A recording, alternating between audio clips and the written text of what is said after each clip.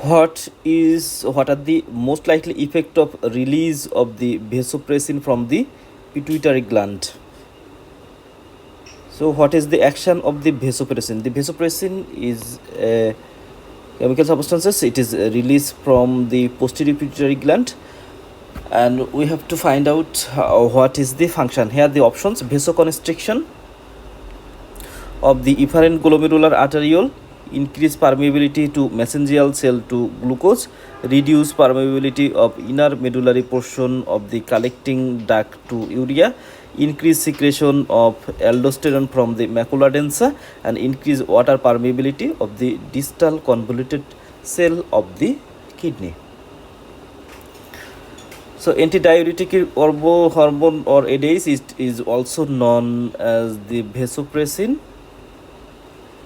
ADH or antidiuretic hormone or vasopressin, it is an important hormone which is released from the posterior pituitary gland. Here the posterior pituitary gland acting on the renal tubule of the kidney and acting on the collecting duct of the kidney, and it causes reabsorption of the water.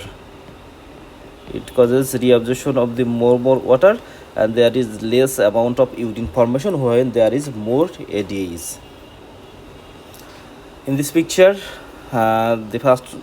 this is the anterior pituitary, and here this is the posterior pituitary, and from the posterior pituitary two important hormone release in the blood. One of them is the ADH or vasopressin and oxytocin, and this ADH, it acts on kidney tubule and it reabsorb the water from the kidney tubule from the collecting duct, and finally it increases the blood content in water content in the blood.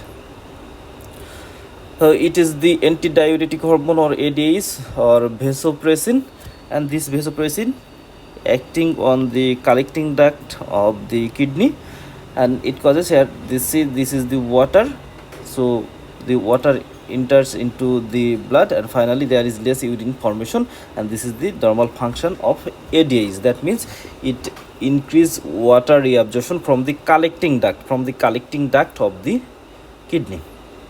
The role of the ADH, it causes urinary concentration. Of course, urinary concentration, because urinary concentration increase. Why? Because the most of the water is reabsorbed from the collecting duct, and it's secret in response to a hyperosmolarity or osmolarity. That means when the sodium content in the blood increases relative to the water, in this condition body needs more water, and then the ADH is secreted, and the ADH it reabsorb the water, and finally it reduces the osmolarity to back to the normal. And this ADH, it acts mainly collecting duct, but sometimes may act on the distal convoluted tubule to reabsorb water, and this phenomenon occurs through the receptor, which is the aquaporin 2 receptor. Here you can see this is the aquaporin 2 receptor in the kidney. So in the kidney the water is reabsorbed by the ADH through a receptor which is the aquaporin, and V2 receptor present, but this V2 receptor it present in the blood vessel. It present on the blood vessel, not in the kidney, but aquaporin 2 it present in the collecting duct and distal convoluted tubule.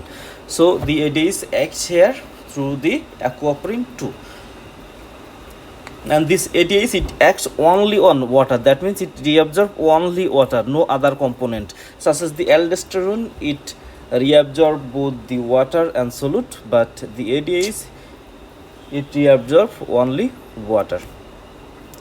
In this picture we can see the ADH acts mainly in this area, which is the collecting duct, and also some part of the distal convoluted tubule.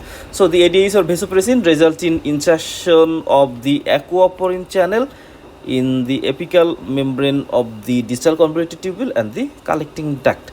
So where the vasopressin act